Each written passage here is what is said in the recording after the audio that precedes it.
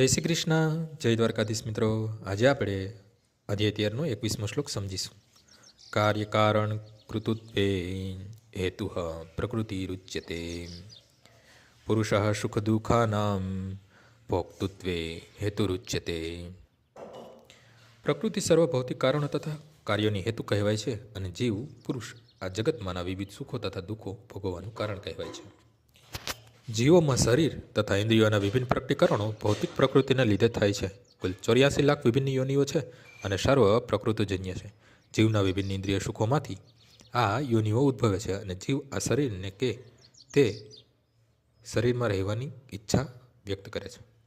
જ્યારે તેને વિભિન્ન શરીરો પ્રાપ્ત થાય છે ત્યારે તે જુદા જુદા પ્રકારના સુખ તથા દુઃખ ભોગવે છે. તેના ભૌતિક સુખ દુઃખ તેના શરીરને કારણે ઉદ્ભવે છે. તે તેના પોતાના કારણે થતા નથી. તેની મૂળ અવસ્થા ભોગવવા બાબત કોઈ સંદેહ રહેતો નથી. તેથી જ તે તેની વાસ્તવિક સ્થિતિ છે. તેની પ્રકૃતિ ઉપર પ્રભુત્વ જમાવવાની ઈચ્છાને કારણે તે ભૌતિક જગતમાં આવે છે. વૈકુંઠ લોકમાં આવી કોઈ વસ્તુ હોતી નથી.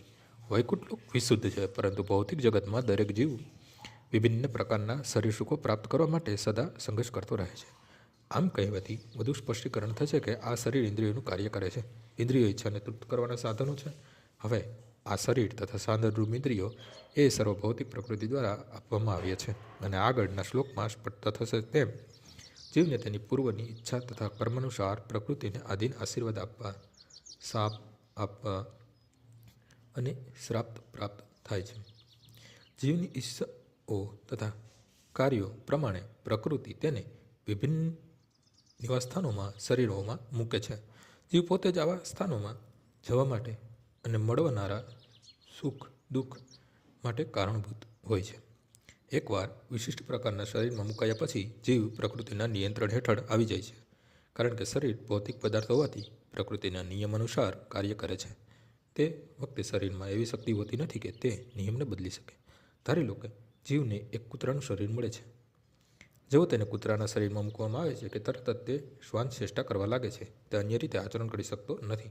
અને જો જીવને ડુક્કરનું શરીર મળે તો તેને મેલું ખાવા પડે છે અને ડુક્કર જેવું વર્તન કરવું પડે છે. તે જ રીતે જો જીવને દેવનું શરીર પ્રાપ્ત થઈ જાય તો તેણે પોતાના શરીર અનુસાર કાર્ય કરવું પડે છે. એ જ પ્રકૃતિનો નિયમ છે. પરંતુ સર્વ સંજોગોમાં પરમાત્મા વ્યક્તિગત આત્માની સાથે રહે છે. આની સ્પષ્ટતા વેદોમાં આ પ્રમાણે થઈ છે. મુંડકોપનિષદમાં દાસોપર્ણ સજુયા સખાય પરમેશ્વર જેવો એકલા કૃપાળુ છે કે તેઓ સદા વ્યક્તિગત આત્માની સાથે રહે છે અને બધા જ સંજોગોમાં તે પરમેશ્વર પરમાત્મા તરીકે તેની અંદર વિદ્વાન રહે છે. આજનો શ્લોક અહીં પૂર્ણ થાય છે. આવતીકાલે ફરીથી સવારે 6 વાગ્યે મળીશું. જય શ્રી કૃષ્ણ.